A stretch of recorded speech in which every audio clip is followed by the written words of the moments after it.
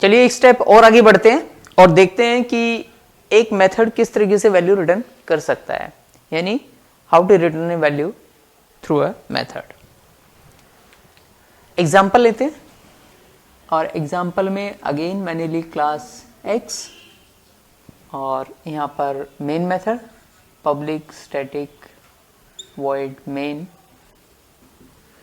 Round bracket string square bracket args curly braces start curly braces close. इसके नीचे यहां पर एक मेथड बना दिया मैंने पब्लिक स्टैटिक void add। यहां पर दो वेरिएबल int a जिसमें यूजर वैल्यू डालेगा, int b जिसमें यूजर वैल्यू डालेगा। यहां पे ऐड मेथड बनाया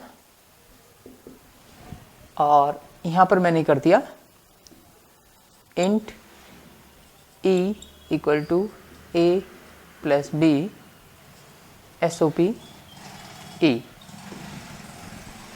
मान लीजिए यूजर ने डाला 5 एंड 10, तो बताएंगे मुझे क्या आउटपुट आएगा इसका। क्या कहा? Compilation error. वो क्यों? ओहो, क्योंकि ए और बी का स्कोप बस यहां से यहां तक रहने वाला है, यहां पर ए और बी उसे नहीं मिलेंगे, जो कि अभी अभी हमने सीखा था पिछली वाली ट्रेनिंग के अंदर। तो फिर इसके लिए क्या करें? अब क्या करना पड़ेगा कि ये प्रोग्राम कंपाइल हो जाए? अच्छा, यहां से पास करना पड़ेगा। तो पास करने के लिए क्या लिखूं? ए कॉमा बी, क्योंकि इन दोनों वैल्यू की, दोनों वेरिएबल की वैल्यू पास करनी है। अब क्या होगा? जब कंट्रोल यहां पर शिफ्ट होगा तो ए और बी खुद नहीं जाएंगे बल्कि इनकी वैल्यूज चली जाएंगी, यानी 5 एंड 10 यहां पर पहुंच जाएंगे। 5 एंड 10, तो यहां पर भी वेरिएबल चाहिए। इनका नाम क्या रखूं? अच्छा, कुछ भी रख सकता हूं। चलिए, मैंने इनका नाम रख दिया int a comma int b। हो सकते हैं क्योंकि ये a और b अलग है और ये और a और b डिफरेंट होंगे। ठीक है, अब बताइए अब क्या आउटपुट आएगा? अब आ जाएगा 15। ठीक है, क्योंकि 5 प्लस 10 15 प्रिंट करा दिया हमने e को, तो 15 प्रिंट हो गया। अब मान लीजिए मैं नहीं चाहता कि 15 यहां पर प्रिंट हो, या प्रिंट हो भी जाए तो भी कोई दिक्कत नहीं है, पर मैं चाहता हूं यहां से वैल्यू कैलकुलेट होकर के वापस यहां पर जाए और फिर मेन में मैं प्रिंट करूंगा उन दोनों का सम। यानी अब मैं क्या चाहता हूं? वैल्यू रिटर्न कराना चाहता हूं यहां से। तो उसके लिए क्या करना पड़ेगा? तो उसके लिए आपको एक स्टेटमेंट लिखनी पड़ेगी। यहां पे लिखना पड़ेगा रिटर्न, किसकी वैल्यू रिटर्न करानी है?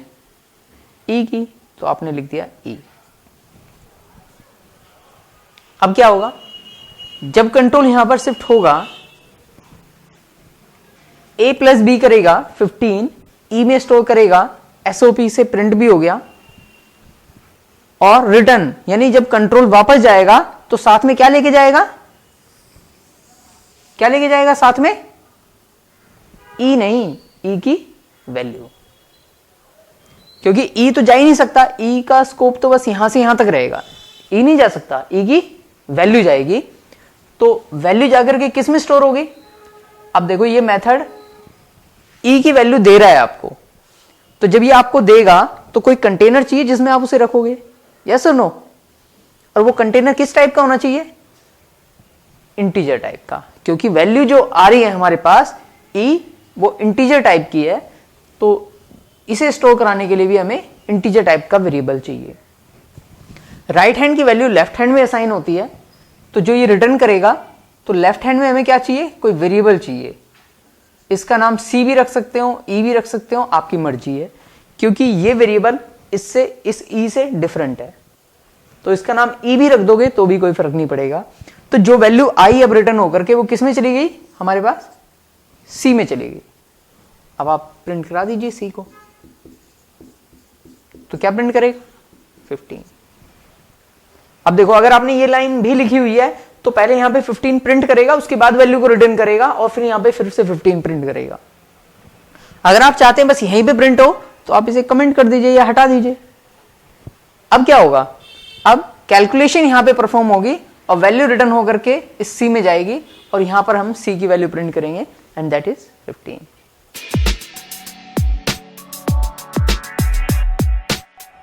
अच्छा आप बताइए कि अभी क्या प्रोग्राम कंपाइल हो जाएगा? अभी भी कुछ चीजें रहती हैं जिसके बाद ये कंपाइल हो पाएगा। जैसे कि देखो यहां से आप रिटर्न कर रहे हो ई, ठीक है, एक्चुअल में ई रिटर्न नहीं होगा, ई टाइप ई की जो टाइप होगा उस टाइप की वैल्यू रिटर्न होगी, यानी इंटीजर टाइप की। लेकिन अभी तक हम यहां पर लिखते थे वॉइड। वॉइड क्यों लिखते थे? क्योंकि हमारा मेथड कोई वैल्यू रिटर्न नहीं करता था। लेकिन अब तो कर रहा है। किस टाइप की वैल्यू रिटर्न कर रहा है? इंटीजर टाइप की। तो आपने वॉइड हटा करके यहां पे क्या लिखना पड़ेगा? इंट लिखना पड़ेगा जिस टाइप की वैल्यू आप रिटर्न करा रहे हैं। अदरवाइज ये कंपाइलेशन एरर देगा। क्यों देगा?